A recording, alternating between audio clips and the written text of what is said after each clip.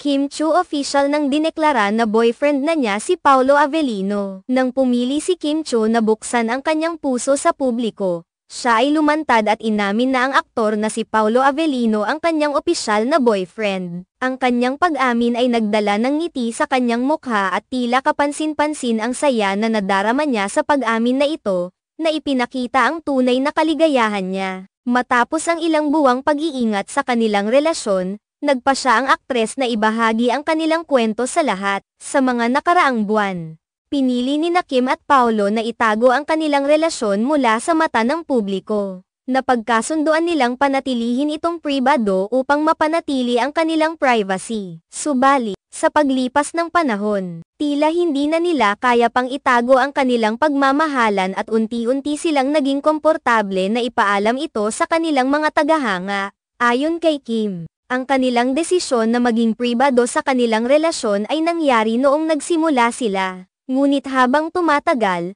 napansin nilang nagiging mahirap na itago ang kanilang pagmamahalan. Sa mga pagkakataong nagkikita sila sa publiko o sa mga social media posts, nasusubukan nilang itago ang kanilang ugnayan, na sa kalaunan ay naging sanhi ng kanilang pakiramdam ng kahihiyan. Kaya naman, sa kabila ng kanilang orihinal na plano na manatiling tahimik, nagdesisyon silang maging bukas sa kanilang relasyon. Ito ay upang mapanatili ang kanilang katapatan sa isa't isa at sa kanilang mga taga-suporta, na nagmamasid sa kanilang bawat galaw. Ang desisyon na ipahayag ang kanilang relasyon ay hindi madali para sa kanila. Sa maraming pagkakataon, inisip nila ang mga posibleng reaksyon ng publiko at ang mga epekto nito sa kanilang personal na buhay. Ngunit sa kabila ng lahat ng ito, mas pinili nilang sundin ang kanilang puso kaysa magpatuloy sa pagiging lihim. Ngayon, si Kim at Paolo ay masayang ipinagmamalaki ang kanilang relasyon. Ang kanilang hakbang na ipakita ito sa publiko ay nagbigay ng inspirasyon sa maraming tao na hindi matakot na ipakita ang tunay na nararamdaman.